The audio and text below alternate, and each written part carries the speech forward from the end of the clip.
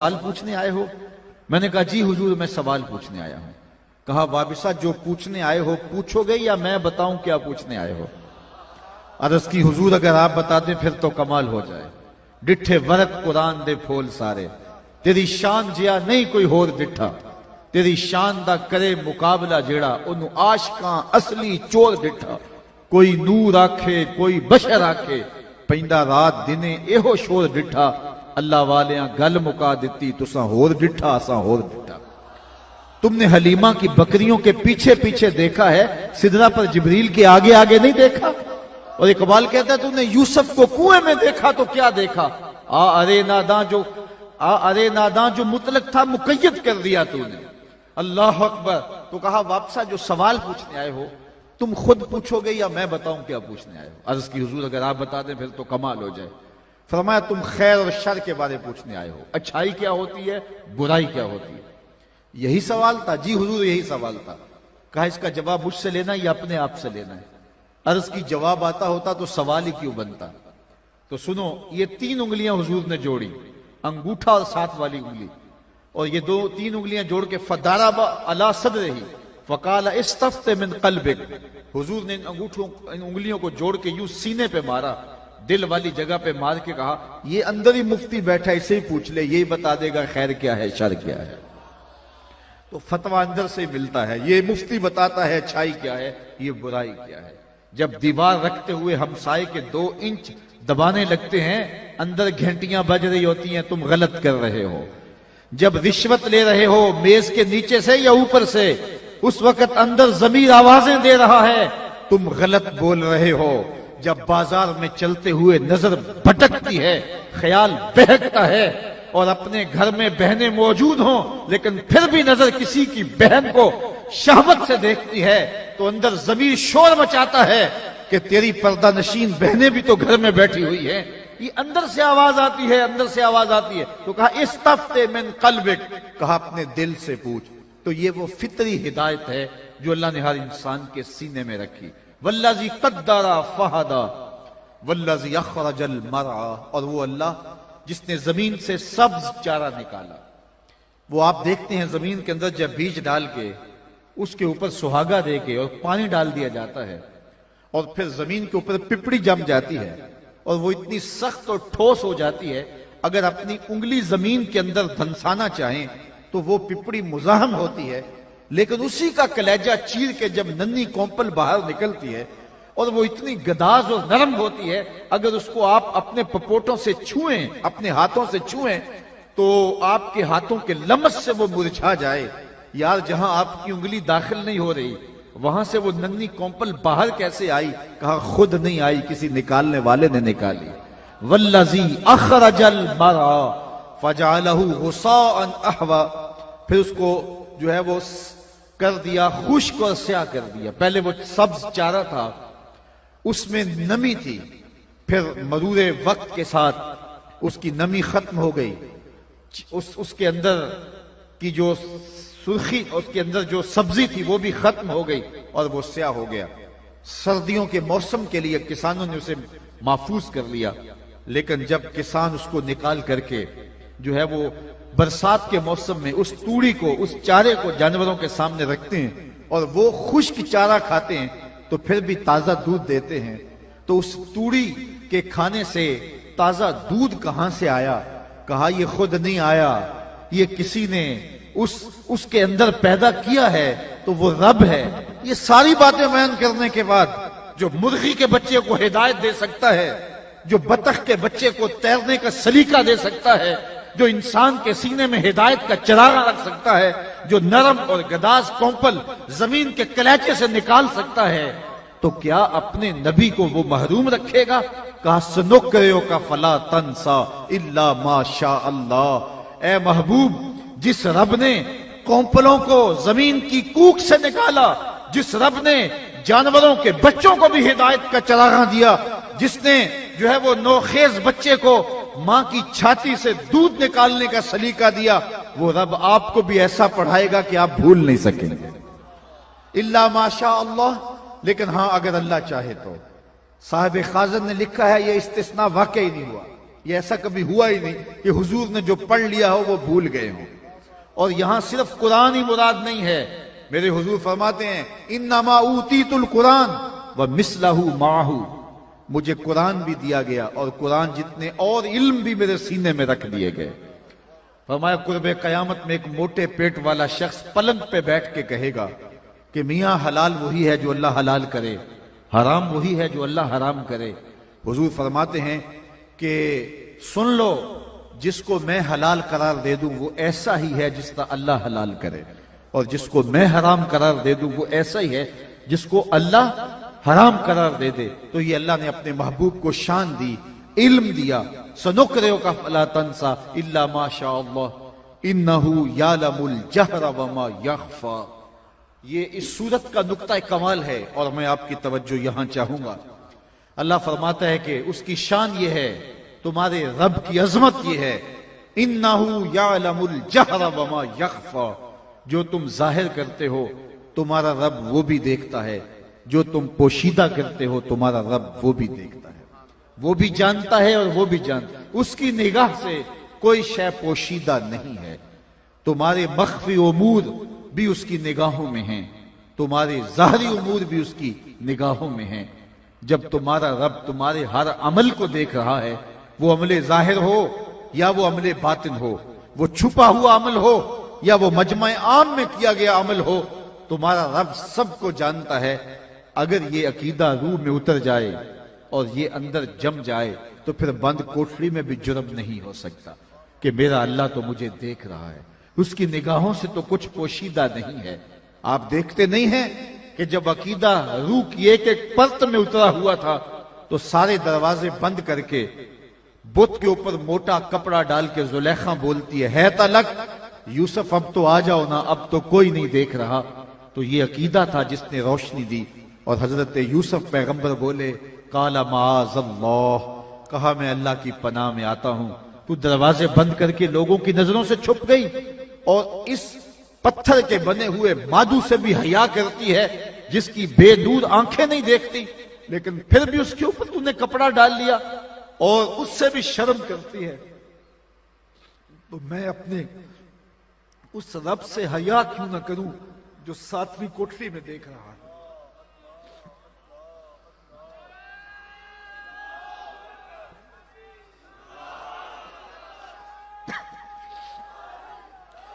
تو کہا کہ جب تو اس سے بھی حیا کرتی ہے، میری بات کی طرف توجہ کیجئے.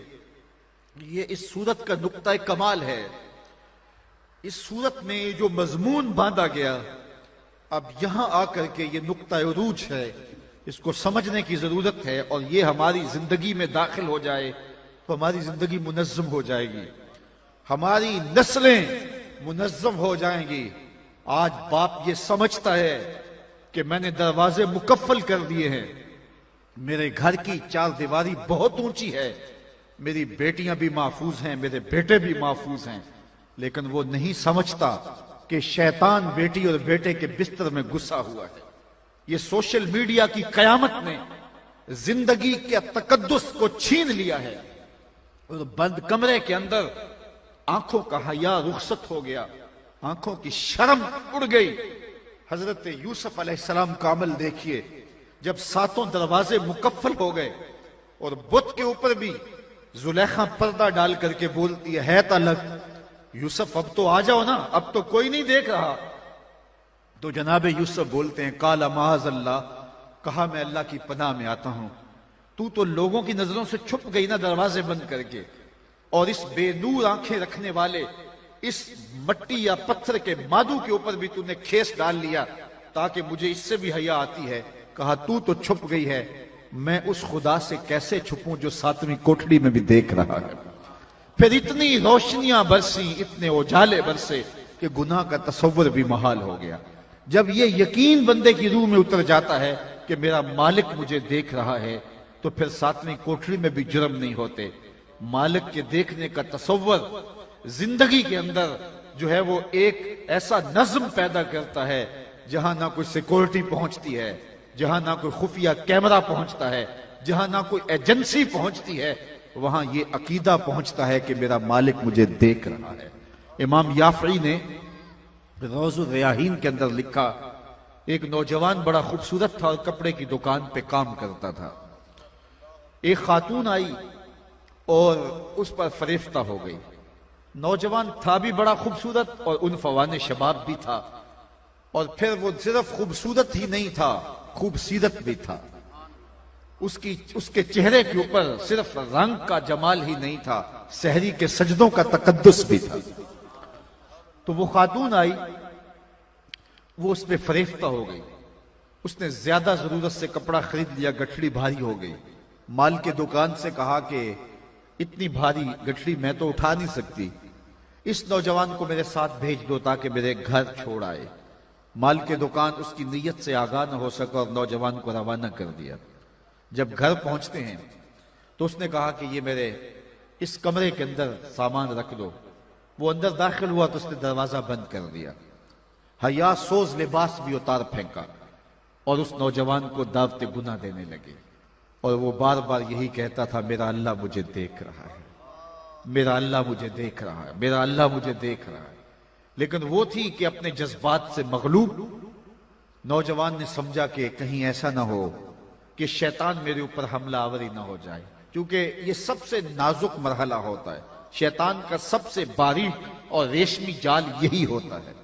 حضرت سعید ابن المسیب جلیل القدر تابعی ہیں، آنکھوں سے نابینے تھے، 80 سال کی عمر تھی اور موت و زندگی کی کشمکش میں ہیں۔ کوئی شخص گیا حال پوچھنے کے لیے، کہا حضرت کیسے حال ہیں؟ کہا اللہ کا شکر ہے، شیطان جس روپ کے اندر بھی آ کر میرے اوپر حملہ آور ہو، میں اس کا مقابلہ کرنے کی طاقت رکھتا ہوں، اللہ نے مجھے باطن کا اتنا نور دیا ہے۔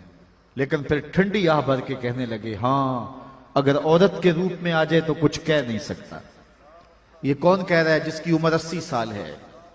یہ کون کہہ رہا ہے جو بڑھاپے کی عمر میں، آنکھوں میں روشنی نہیں ہے، زندگی اور موت کی کشمکش میں ہے اور تابع رسول ہے؟ اور یہاں ہٹا کٹا پیر کہتا ہے کہ بے پردہ عورتیں میری ٹانگیں دبائیں تو مجھے کوئی فرق نہیں پڑتا، میرا باطن اتنا ستھرا ہے۔ جھوٹ بولتا ہے۔ نگہ باں بن کے جو اہل چمن کی آبرو لوٹے، چمن والو عقیدت چھوڑ دو ایسے نگہ باں کی۔ شریعت کے ضابطے ہیں، شریعت کی اقدار ہیں، تو یہ بڑا نازک اور حساس جال ہوتا۔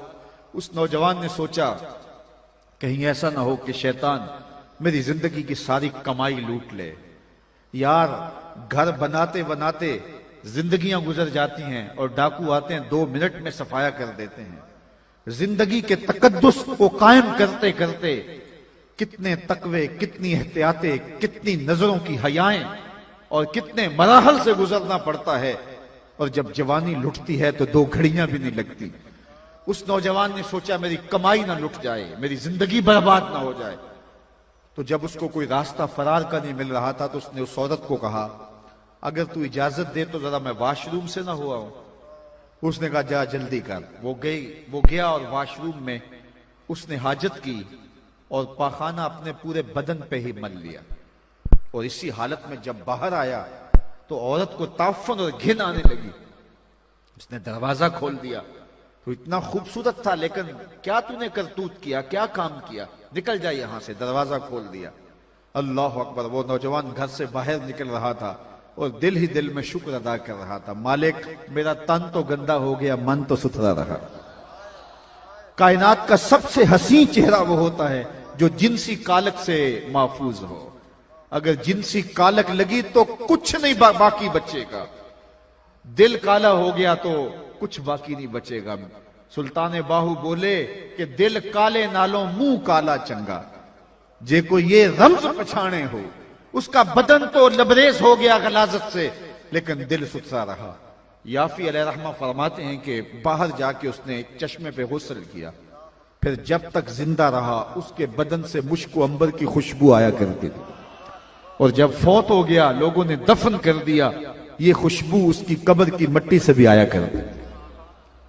تو اپنی آنکھوں پر جب حیا کا بندہ پہرا بٹھاتا ہے اور اس عقیدے کے ساتھ کہ میرا مالک مجھے دیکھ رہا ہے، ارا زبیبا نملۃ السودا، کالی رات کے اندھیرے میں کالے سیاہ پہاڑوں کے دامن میں گہرا غار ہو اور اس غار میں چیونٹیوں کا سوراخ ہو اور اس میں ننھی سی چیونٹی چل رہی ہو اس کے مہین اور نازک قدموں سے سینہ سنگ کے اوپر جو وہمی اور گمانی لکیر بنتی ہے جس کو خوردبین سے دیکھنا بھی ممکن نہیں، تمہارا رب اس کو یوں دیکھتا ہے جس طرح دیوار چین کو دیکھتا ہے۔ تو کیا دماغ کی سکرین پہ آنے والے خیالات سے غافل ہے؟ ہماری خلوتوں سے غافل بھی نہیں ہے، ہماری جلوتوں سے غافل بھی نہیں ہے۔ انہ یعلم الجہر وما یخفی، جو تم ظاہر کرتے ہو تمہارا رب اس سے بھی آگاہ ہے، اور جو تم چھپ کے کرتے ہو تمہارا رب اس سے بھی آگاہ ہے۔ یہ عقیدہ اگر روح میں اتر جائے، یہ عقیدہ اگر باطن میں اتر جائے تو زندگی میں نظم پیدا ہو جاتا ہے، زندگی میں جمال پیدا ہو جاتا ہے۔ اور میں آپ سے یہ کہتا ہوں، ہم تو یہ بھی بات کرتے ہیں کہ رسول کریم کی نگاہوں سے کچھ اوجل نہیں ہے، مصطفیٰ جان رحمت بھی ہمیں دیکھ رہے ہیں اور ملاحظہ کر رہے ہیں۔ اور اگر یہ عقیدہ صرف مناظرے کے لیے نہیں رکھا ہوا بلکہ یہ عقیدہ ہماری روح میں اترا ہوا ہے تو پھر بند کمرے میں جرم کرتے شرم آنی چاہیے کہ اللہ کے رسول بھی دیکھ رہے ہیں، مالک بھی دیکھ رہا ہے، اس کا رسول بھی دیکھ رہا ہے، تو پھر زندگی میں کیوں نظم پیدا نہیں ہوگا، زندگی کیوں خوبصورت کیوں نہیں ہوگی۔ انہ یعلم الجہر وما یخفی ونیسرک للیسری۔ پھر ارشاد فرمایا ہم دین کے کام کو، اس عمل کو آسان کر دیتے ہیں۔ اللہ اکبر۔ اگر کوئی چاہے نا دین پہ چلنا تو اس کے لیے مشکل نہیں ہوتا، اور اگر کوئی نہ چاہے تو اس کے لیے صبح کا اٹھنا ہی بڑا مشکل ہوتا ہے۔ صبح بستر سے نکل کر کے، صبح تڑکے دھند بھی پڑی ہو، موسم کے اندر بھی شدت کی سردی ہو اور پانی بھی یخ بستا ہو، تو بستر سے نکل کے ٹھنڈے پانی سے وضو کر کے نماز پڑھنا تو 2 سجدے بھی مشکل ہو جاتے ہیں۔ لیکن اگر دل کا تعلق رب سے جڑا ہو تو پھر تہجد کے سجدے بھی مشکل نہیں ہوتے۔ اللہ فرماتا ہے جس کے لیے ہم چاہتے ہیں آسان کر دیتے ہیں، مشکل سہی سحری کے سجدے، لیکن اگر کسی کی زندگی کی ساری خوشیاں ہی ان آنسوؤں میں رکھ دی گئی ہوں تو پھر اس کے لیے مشکل نہیں ہوگا کہ ہم اس کو آسان کر دیتے ہیں۔ ہم بطور رواج آج کل بولتے ہیں جی آج کل دین پہ چلنا بڑا مشکل ہے۔ یہ کون کہتا ہے جو مسجد میں آتا ہے تو قالین بچھے ہوئے ہیں، ٹھنڈا پانی اور سردیوں میں گرم پانی دستیاب ہے، موسم کے مطابق ماحول میسر ہے، کبھی ہیٹر سلگ رہے ہیں کبھی اے سی چل رہے ہیں، اور مخملی مسلوں پہ سجدے کرنے والا کتنے نخرے سے کہتا ہے دوستوں میں بیٹھ کے آج کل دین پہ چلنا بڑا مشکل ہو گیا۔ تو میں اس کے جواب میں کہا کرتا ہوں صاحب تیرے لیے مشکل ہے یا بلال حبشی کے لیے مشکل تھا؟ تیرے لیے مشکل ہے یا تپتی ہوئی ریت کے اوپر سجدے کرنے والے حسین ابن علی کے لیے مشکل تھا؟ جن کے لیے مشکل تھا انہوں نے تو کہا نہیں کہ مشکل، وہ تو ہنس ہنس کے جانے بھی مارتے رہے، وہ تو سجدے بھی کرتے رہے۔ بلال حبشی کو ان کا ظالم آقا مارتا ہے اور بلال آگے سے مسکراتے ہیں۔ کسی نے رک کے کہا بلال عجیب تماشا ہے، تمہارا آقا تمہیں مارتا تم آگے سے مسکراتے ہو؟ تو بلال حبشی نے جو جواب دیا وہ سنیے، سننے کے قابل ہے۔ فرمانے لگے تم بازار میں جاتے ہو نا مٹی کا پیالہ خریدنے کے لیے یا گھڑا خریدنے کے لیے، تو اس کو ٹھونک ٹھونک کے دیکھتے ہو، بجا بجا کے دیکھتے ہو، اس کی آواز تو ٹھیک ہے، کہیں کچا تو نہیں ہے؟ کہا تم تو مٹی کا پیالہ بھی خریدو تو ٹھونک بجا کے دیکھتے ہو، کہیں کچا تو نہیں ہے، اس کی آواز تو ٹھیک ہے؟ کہا میرا مالک بلال کو خرید رہا ہے، دیکھ رہا ہے بلال کچا تو نہیں ہے، اس کی آواز تو ٹھیک ہے، احد احد کی صدا ٹھیک سے آ رہی ہے؟ کہا کھال بھی ادڑ جائے گی حق حق کی آواز ختم نہیں ہوگی، زخم پہ زخم کھا کے جی خون جگر کے گھونٹ پی، آہ نہ کر لبوں کو سی یہ عشق ہے دل لگی نہیں۔ جب عشق کیا ہے، جب محبت کی ہے، یہاں تو جانے وارنی پڑتی ہیں، بزلے مالو جاہو نامو ننگ در طریق کے عشق اول منزل است۔ یہاں تو سب کچھ وارنے کے بعد کہا جاتا ہے یہ ابھی بیانہ ہوا ہے، ابھی سودا تو باقی ہے۔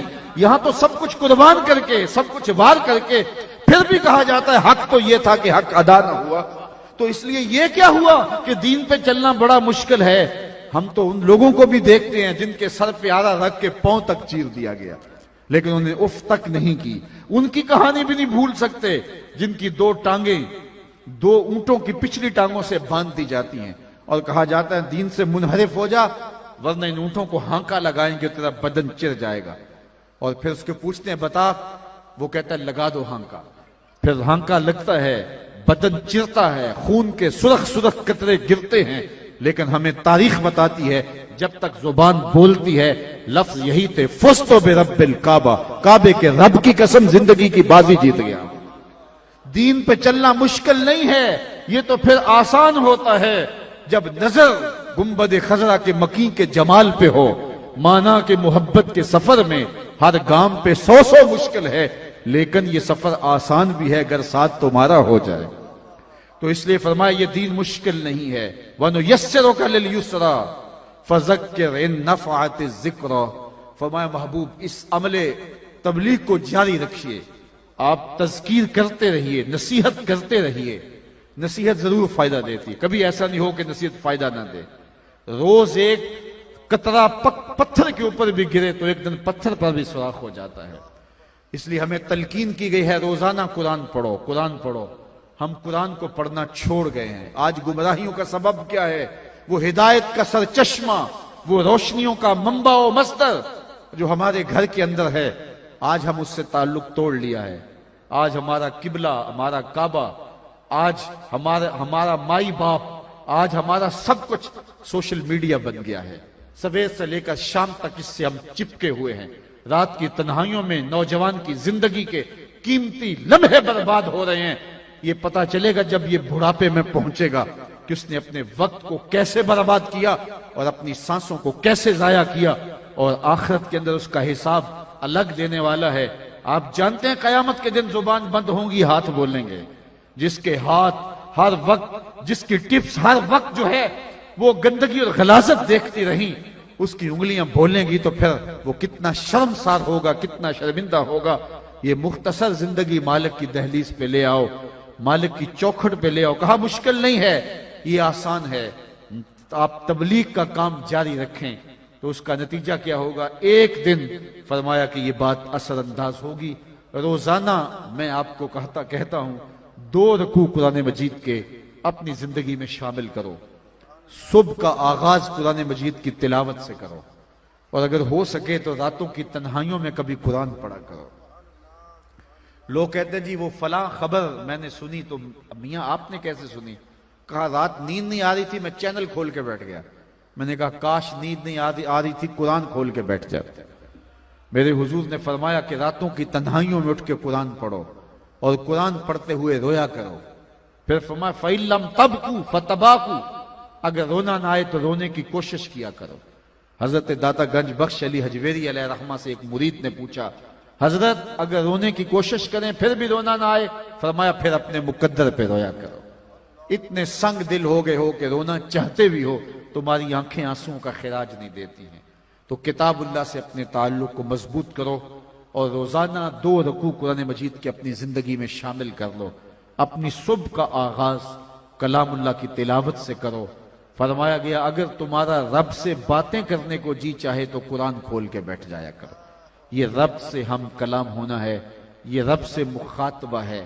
تو فرمایا فذکر ان نفعت الذکری سیذکر من یخشی، ان قریب محبوب تیری نصیحت کو لوگ مانیں گے۔ کون؟ جن کے سینے میں خشیت ہے، جن کے سینے میں اللہ کا ڈر ہے، وہ تیری باتوں کو روح میں اتاریں گے۔ اللہ اکبر۔ وَيَتَجَنَّبُهَا الْأَشْقَى، لیکن دور کون رہے گا؟ یہ شقی القلب ہے، جو بدبخت ہے، وہ تیری بات نہیں سنے گا۔ تو کیا وہ نہیں سنے گا تو نہ سنے؟ نہیں، بلکہ فرمایا وَسَيَجَنَّبُهَا الْأَتْقَى الَّذِي يَصْلَى النَّارَ الْكُبْرَى، اللہ فرماتا ہم اس کو بڑی آگ میں ڈالیں گے۔ جس آگ کو میرے حضور بھی بڑی کہیں، میرا رب بھی بڑی کہے، وہ کتنی بڑی ہوگی؟ کہا پھر اس بڑی آگ میں ڈالیں گے، تو آگ میں ڈالا جائے گا تو وہ جلس جائے گا؟ کہا نہیں، ثم لا يموت فيها، پھر وہ اس آگ میں مرے گا نہیں۔ چونکہ اچھا آگ میں مرے گا نہیں تو پھر جیے گا؟ کہا ولا یحییٰ، جیے گا بھی نہیں۔ ایسی حالت ہوگی کہ نہ موت آئے گی، چونکہ موت آئے تو جان چھوٹ جائے، موت بھی نہیں آئے گی، زندگی بھی نہیں ہوگی۔ دائیں بھی آگ، بائیں بھی آگ، آگے بھی آگ، پیچھے بھی آگ، نیچے اور اوپر بھی آگ ہی آگ۔ اور یہ آگ تو جلاتی اور خشک کرتی ہے، وہ آگ چپک جائے گی بدن سے، جس طرح تارکول یہ لوک چپک جاتی ہے، وہ بدن سے چپک جائے گی۔ اور یہ سخت اور بڑی آگ ہوگی۔ حضور نے ایک دن جبریل امین سے پوچھا مجھے جہنم کے عذابوں کا ذکر سناؤ، تو انہوں نے عرض کی اخف العذاب، سب سے ہلکا عذاب جو جہنمی کو دیا جائے گا وہ یہ ہوگا کہ جہنمی کے जहन्नमी के पांव में आग का जूता रखा जाएगा, बाकी सारा बदन उसका आग में नहीं होगा, जो सबसे हल्के अजाब में होगा, उसके पांव में आग का जूता होगा। यगली मिनहुमा दमागुहु, उसकी हिद्दत, शिद्दत और गर्मी, हरारत इतनी होगी कि दिमाग पिघल के नाक और कानों के रास्ते से बाहर आ जाएगा। ये सबसे हल्के अजाब की कैफियत है, और जो सख्त अजाब है उसकी कैफियत क्या होगी? तो कहा अल्लज़ी यस्लन नारल कुबरा, उसको बड़ी आग में डाला जाएगा। सुम्मा ला यमूतु फीहा, फिर उस वो आग में मरेगा नहीं, तो फिर जिएगा? कहा वला यहया, जिएगा भी नहीं, ना मौत ना जिंदगी। अजीब कशमकश होगी जो उसको सहना पड़ेगी। ये तो उसकी सजा है जो अल्लाह के हुक्मों को तोड़ता है और उसके हुक्मों से मुंह फेरता है। अब ठंडी हवा की झोंके भी देखिए। कद अफलह मन तज़क्का, कहा एक वो है जिसने मन को सुथरा किया, जिसने बातन की सफाई की, वो फलाह पा गया। वह ज़कर रस्म रब्बिही, और अपने रब के नाम का वजीफा पढ़ा। फसल्ला, और नमाज पंज गाना का उसने एहतमाम किया। ये वो खुश नसीब होगा कि जो फलाह पाने वाला है, कामयाबी और कामरानी के राह पे चलने वाला है। जिक्र की धुनी रमा करके जिंदगी में चरागां करता है और जिंदगी में खुशबुएं बखेरता है, ये कामयाब है। अल्लाह अकबर। बल तो सिरून अल हयात दुनिया।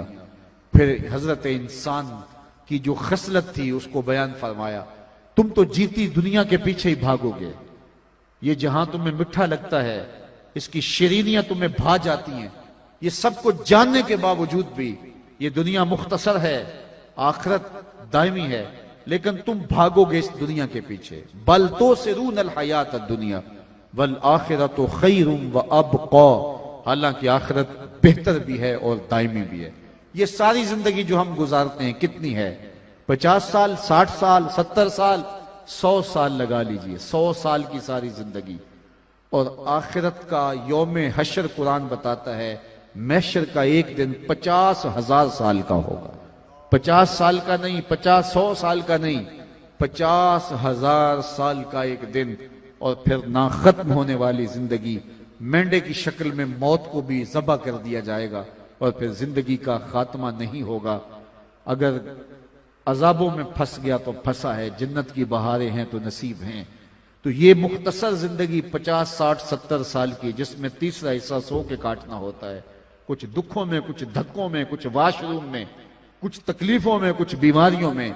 लगा लीजिए आप 100 साल भी जिंदगी, लेकिन आखिरत का सिर्फ एक दिन 50,000 साल का। बल तो सिरून अल हयात दुनिया वल आखिरतु खैरुम व अबका। फिर कहा इन्ना हाज़ा लफिस सुहुफिल ऊला। ये सिर्फ कुरान ने नहीं बताया, बल्कि पिछली किताबों के अंदर भी हमने ये सब कुछ सारी कौमों को बताया। वो भी डूबे, कहीं तुम ना डूब जाना, उनको भी बताया। सुहुफ इब्राहीम व मूसा, हजरत इब्राहीम और हजरत मूसा पे जो सहीफे नाजिल हुए, उनमें ये सब कुछ हमने बता दिया। आओ अपनी जिंदगी को अल्लाह और उसके रसूल की चौखट पे ले आओ। आज सावी ने खुले रावी ने इंज टोक नोखड़े टुकड़े नहीं, टुर पवें ते फासले मुक जांदे कर बैठ।